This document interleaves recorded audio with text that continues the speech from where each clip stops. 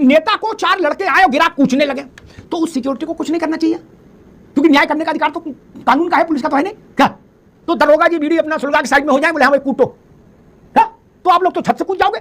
हाय हाय police प्रशासन, हाय हाय police, बोले मार के गिराया क्यों नहीं, जिन लोगों ने हमको मारा उनको नहीं। एनकाउंटर अगर हो रहा है, मान लो नेता के संग गनर चल रहे हैं, चीफ मिनिस्टर है, मुख्यमंत्री कोई भी हो, अगर मान लो कोई आक्रमण कर रहा है, गोली शूट कर दो। आपने उसे पकड़ तो लिया, पकड़ा तब एनकाउंटर नहीं हुआ, फिर अच्छा मां की कोख से निकला था तो मिलिट्री हॉस्पिटल में पैदा हुआ था, तो मुझे कोई नहीं सिखा सकता हिंदुस्तान में, मुझे वही सिखा सकता जिसका एमएच में मिलिट्री हॉस्पिटल में जन्म हुआ, वरना नहीं किसी की हिम्मत। ठीक है, अब जिनका जन्म हो चुका वो तो दोबारा जन्म नहीं ले सकते, वो तो फिर अगले जन्म में ऐसा सोच सकते भाई भगवान से अर्जी लगाएंगे मिलिट्री अस्पताल में जन्मो, अब बुरा दोबारा से जन्म तो कैसे ले सकते हैं इस जीवन में, तो फिर उसके लिए मरना पड़ेगा। खैर पुलिस से अपेक्षा कर रहे हो कि नहीं जो भी आपको गोली चला आप उसको रसमलाई खिलाओ, एक रसमलाई एक समोसा, फिर एक रसमलाई एक समोसा, ऐसा नहीं हो सकता ना। ये पुलिस भर्ती की है कि नाचने गाने वाले भर्ती की है? जो पुलिस पर गोली चला रहा है इसका मतलब वो सत्ता पर गोली चला रहा है, राज्य पर गोली चला रहा है। पुलिस मर जाए आतंकी अपराधी की गोली से भम से, आंख गीली नहीं होगी हमारी। आतंकी के घुटने में भी गोली लग गई तो हाय हाय मेरा गुड्डू, अजब हाल है यार।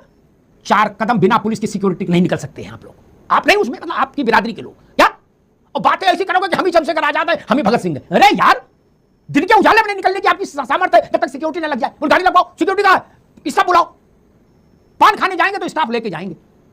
और बातें कैसी, पृथ्वीराज चौहान जैसी, राणा प्रताप जैसी है, जो बड़ी बड़ी बातें बोल रहे हैं वहां समेट समेट के, उनसे कह दो एक दिन 1 घंटा बिना सिक्योरिटी घूम के दिखा दो, एक दिन।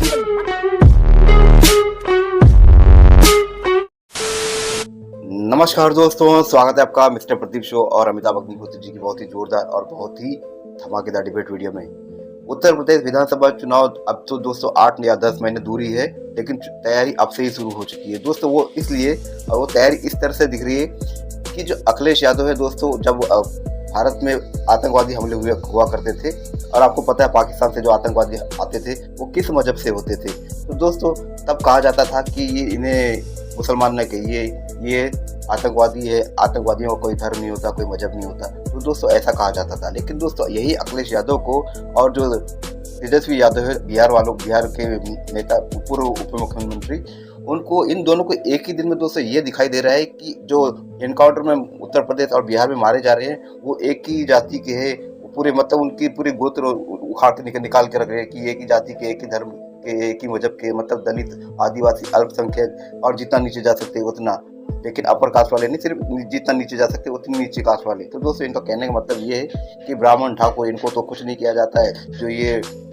जो बाहुबली होते हैं ये सब यही लोग हैं, इनको ही मारा जा रहा है, जो गैंगस्टर है इनको ही मारा जा रहा है, इनका ही इनकाउंटर किया जा रहा है, वैसा अखिलेश यादव और तेजस्वी यादव का कहना है। तो इस डिबेट में दोस्तों अमिताभ अग्निहोत्री जी तो इन सब बातों का पोस्टमार्टम करते ही करते हैं, लेकिन इन नेताओं की हिपोक्रेसी को भी एकदम उजागर करते हैं अमिताभ अग्निहोत्री। वो ऐसे दोस्तों कि आप पुलिस को क्रिटिसाइज कर रहे हो, पुलिस की बुराई कर रहे हो, लेकिन अगर एक पुलिस का जवान आपकी सिक्योरिटी से हट जाता है तो आप कैसे तिल मिला जाते हो। अगर यही सिक्योरिटी के जवान आपको पसंद नहीं तो हटा दीजिए, खुलकर निकलिए, अपने दम पर निकलिए, कहीं भी आइए जाइए करके दिखाइए ऐसा, लेकिन नहीं, आपको सुरक्षा पूरी चाहिए, आप इन्हीं पुलिस वालों की सिक्योरिटी लेंगे और इनको ही आप आखिरी में सुनाओगे कि ऐसा वैसा। तो दोस्तों बहुत इंटरेस्टिंग डिबेट वीडियो मैंने देखा दोस्तों। अमिताभ अग्निहोत्री जी ने पुलिस वालों की पूरी साइड दी, जो सही बात भी है कि इनके कर्तव्य को ये पूरा निभाते हैं, गोली खाते हैं, सामने वाला गोली मारे तो ये भी मारते हैं, अगर नहीं मारे तो दोस्तों ये निपट जाएंगे।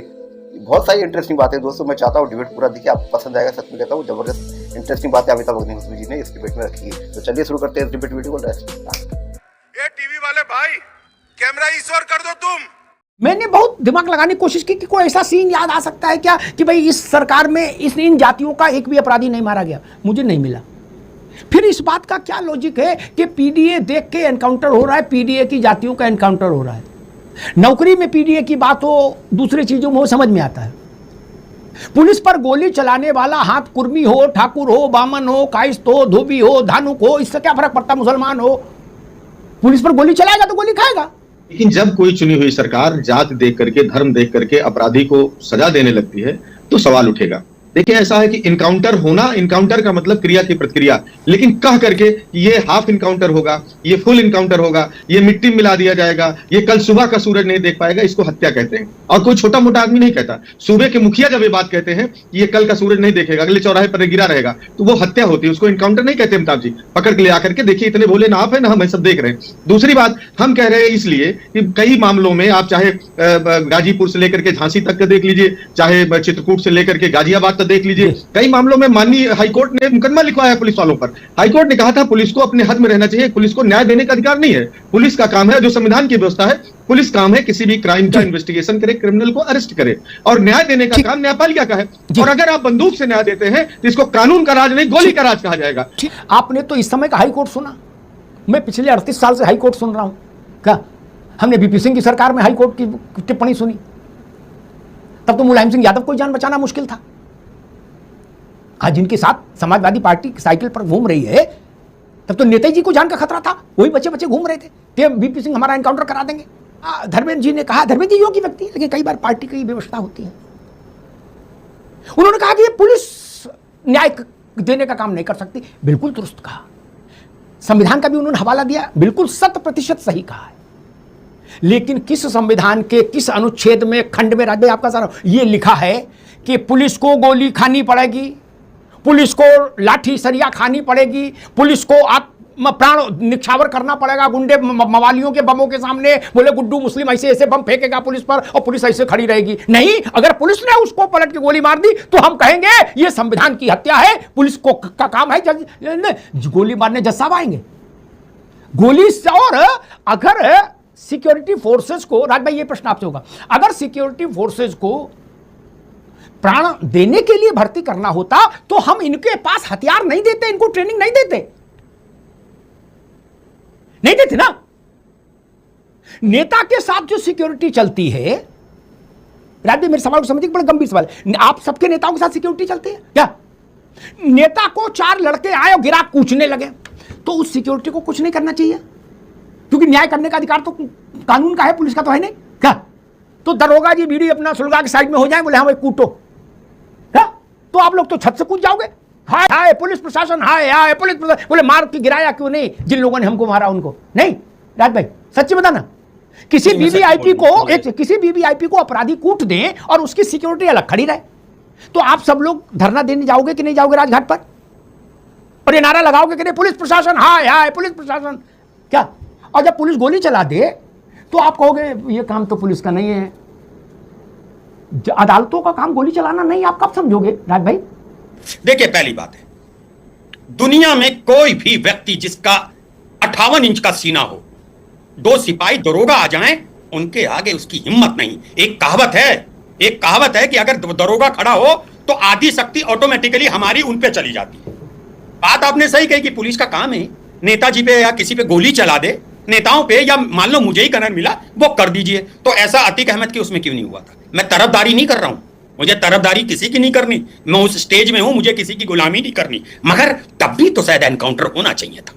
बात यहां जात बिरादरी की नहीं करूंगा मैं, मगर तब भी एनकाउंटर होना था। और एक जैसे आपके अपने एक्सपीरियंस, आपको इससे प्रसन्न होना चाहिए कि न्याय हो रहा है अदालत से, आपको इसी पे तो आपत्ति थी एनकाउंटर क्यों? आप बताओ, कड़वा थू मीठा मीठा। नहीं, हमें नहीं, मैं एनकाउंटर अगर हो रहा है, मान लो नेता के संग गनर चल रहे हैं, चीफ मिनिस्टर है, मुख्यमंत्री, कोई भी हो, अगर मान लो कोई आक्रमण कर रहा, गोली शूट कर दो। आपने उसे पकड़ तो लिया, पकड़ा तब एनकाउंटर नहीं हुआ। फिर अच्छा ये आजकल ये पकड़ने के बाद एनकाउंटर नहीं होता। राज भाई एक मिनट, राज भाई बहुत सम्मान के साथ, पकड़ने के बाद कभी एनकाउंटर नहीं होता, नेवर। पकड़ने के बाद तो एनकाउंटर संभव भी नहीं और अनुचित भी है। नहीं, हाफ काउंटर तो आप भी हो रहे हैं आजकल, तो मैं पढ़ रहा हूं हाफ काउंटर। बल्कि मैंने तो राज भैया आप फिर थोड़ा सा गलत है, कुछ हो सकता है, कुछ एक आध चाय लेंगे आप तो ठीक होगा। मेरा निवेदन सिर्फ इतना है, हाफ हो, फुल हो, चौथाई, क्वार्टर हो, कैसा भी एनकाउंटर हो, एनकाउंटर पहले होता है जब आदमी गिर पड़ता, टांग में गोली लगी, गिर पड़ा, कितना भी बड़ा चीता हो गिर पड़ा ना, अरे ट्रैंकुलाइजर लगता साला शेर बैठ जाता है, ये तो गुंडे।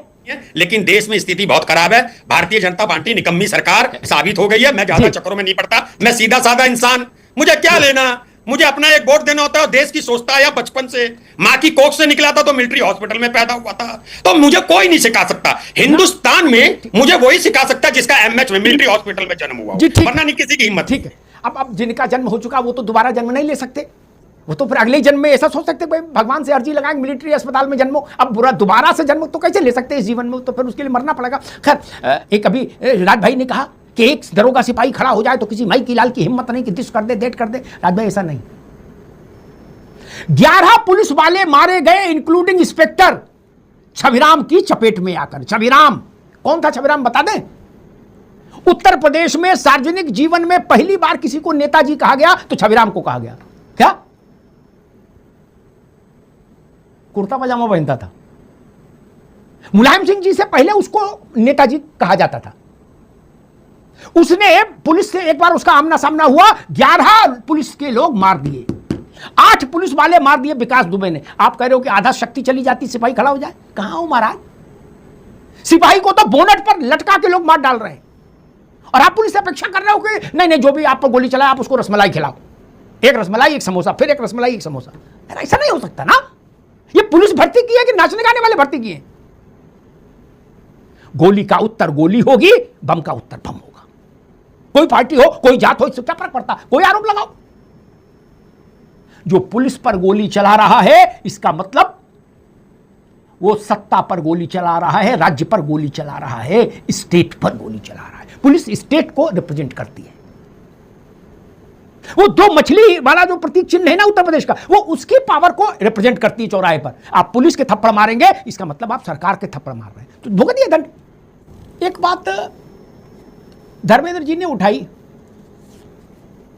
उन्होंने कहा कि भाई ये चीज हमको खराब लगती है समाजवादी पार्टी को कि ये क्यों कहा जाता है कि जो अपराधी लड़की बहन बेटी के साथ बलात्कार करेगा वो अगले चौराहे पे यमराज उसको मिलेंगे। बोले ये नहीं कहना चाहिए। या कोई आतंकी है, बदमाश है, तो बोले ये मत बोलो कि उसको मिट्टी में मिला देंगे। तो क्या बोले, ये कहे ओ भैया आओ आरती कर ले, तुम्हारी माथे पर रोली तिलक लगा दे, ऐसा कुछ बोला जाए? एक अपराधी पुलिस पर गोली चलाए, पुलिस से मुठभेड़ करने पर आमादा हो जाए, आत्मरक्षा में पुलिस उत्तर दे, अपराधी मारा जाए या हाफ एनकाउंटर हो जाए, अंग भंग हो जाए, अपराधी के साथ हम खड़े हैं, हमारी पीड़ा है इस बात से कि अपराधी घायल क्यों हो गया। लेकिन हम कभी इस बात की चर्चा नहीं करते कि उसी एनकाउंटर में पुलिस मारी जाती है, उसी एनकाउंटर में पुलिस वाले जख्मी होते हैं, उसी एनकाउंटर में उनके पांव में, कमर में, पीठ में, छाती में गोली घुसती है। हम कभी उनकी चर्चा नहीं करते, उनकी शहादत की भी चर्चा नहीं करते। हमें गुड्डू मुस्लिम की चिंता है, हमें राम वृक्ष की चिंता है, लेकिन उमेश द्विवेदी मार दिया गया उसकी चिंता नहीं है। क्यों? पुलिस से कोई नाराजगी है क्या व्यक्तिगत? पुलिस मर जाए आतंकी अपराधी की गोली से, बम से, आंख गीली नहीं होगी हमारी। आतंकी के घुटने में भी गोली लग गई तो हाय हाय मेरा गुड्डू, अजब हाल है यार। क्या पुलिस को भजन कीर्तन के लिए रखा है? सत्यनारायण कथा बाचेंगे इंस्पेक्टर साहब? ये गोली चलाने के लिए ही रखे गए हैं। और जितना लंबे लंबा भाषण लोग देते हैं नेता लोग, दोहरा चरित्र। राजबाबू 4 कदम बिना पुलिस की सिक्योरिटी नहीं निकल सकते हैं आप लोग। आप नहीं उसमें, मतलब आपकी बिरादरी के लोग क्या? और बातें ऐसी करोगे कि हम ही चंद्रशेखर आजाद है, हम ही भगत सिंह है। अरे यार, दिन के उजाले में नहीं निकलने की आपकी सामर्थ्य है जब तक सिक्योरिटी ना लग जाए। बोल गाड़ी लगवाओ, सिक्योरिटी कहां है? स्टाफ बुलाओ। पान खाने जाएंगे तो स्टाफ लेके जाएंगे। और बातें कैसी? पृथ्वीराज चौहान जैसी, राणा प्रताप जैसी है, जो बड़ी बड़ी बातें बोल रहे बात समेट समेट के।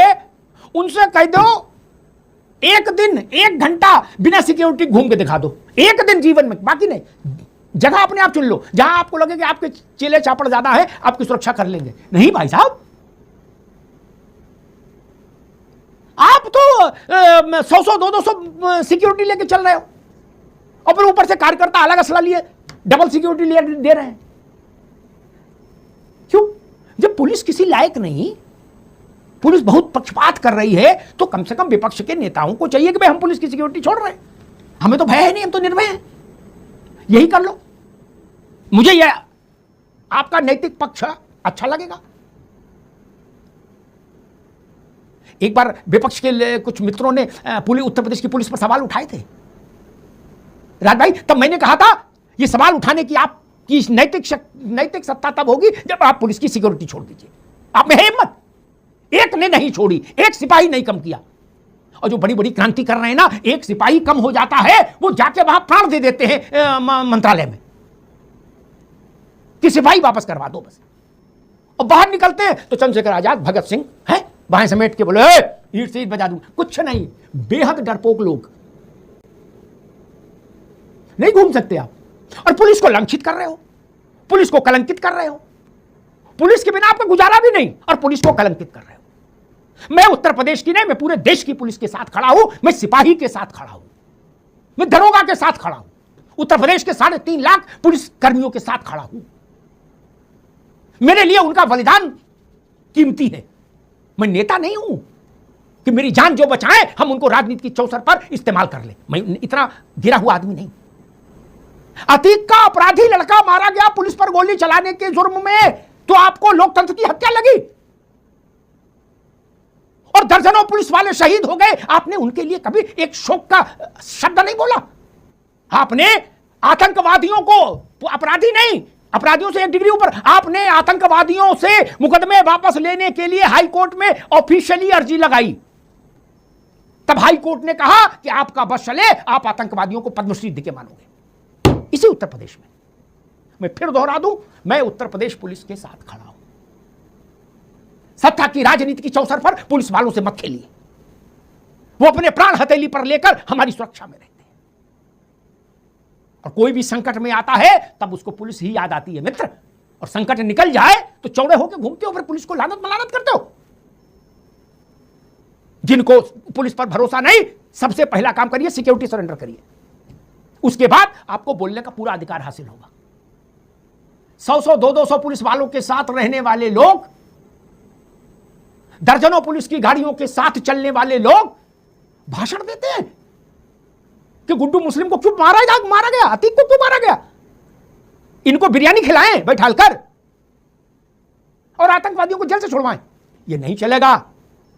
राजनीति करिए, लेकिन दुष्ट दलन पर विलाप मत करिए। दुष्ट दलन होना ही चाहिए, इसके अलावा नान्यः पंथः एनाय, कोई दूसरा रास्ता नहीं। धन्यवाद। दोस्तों डिबेट हो गई खत्म, वीडियो हो गई पूरी। उम्मीद करता हूं दोस्तों अमिताभ अग्निहोत्री जी की ये लेटेस्ट धमाकेदार डिबेट वीडियो आपको बहुत ही पसंद आई होगी। अमिताभ अग्निहोत्री जी ने दोस्तों एक बातें जबरदस्त रखी है। सबके मानव अधिकार होते हैं, पुलिस गोली खाने के लिए भर्ती नहीं होते पुलिस में कोई, और इन्हें सब सिखाया जाता है हथियार रखना, हथियार चलाना। तो दोस्तों ये इसकी तो कुछ तो वजह होगी, ऐसे तो नहीं। तो दोस्तों बहुत सारी इंटरेस्टिंग बातें अमिताभ अग्निहोत्री जी ने फैक्ट्स के साथ रखी है। उम्मीद करता हूँ अमिताभ अग्निहोत्री जी की एक बातों से आप सहमत हो और आप समर्थन देते हो अमिताभ अग्निहोत्री जी की एक बातों का। तो दोस्तों अमिताभ अग्निहोत्री जी की ऐसी ही लेटेस्ट धमाकेदार डिबेट वीडियो आपको देखना पसंद है तो प्राइम डिबेट के इस यूट्यूब चैनल को आप सब्सक्राइब करते जरूर जाओगे। मिलता हूं मैं आपसे अगली वीडियो में, तब तक के लिए जय हिंद, वंदे मातरम।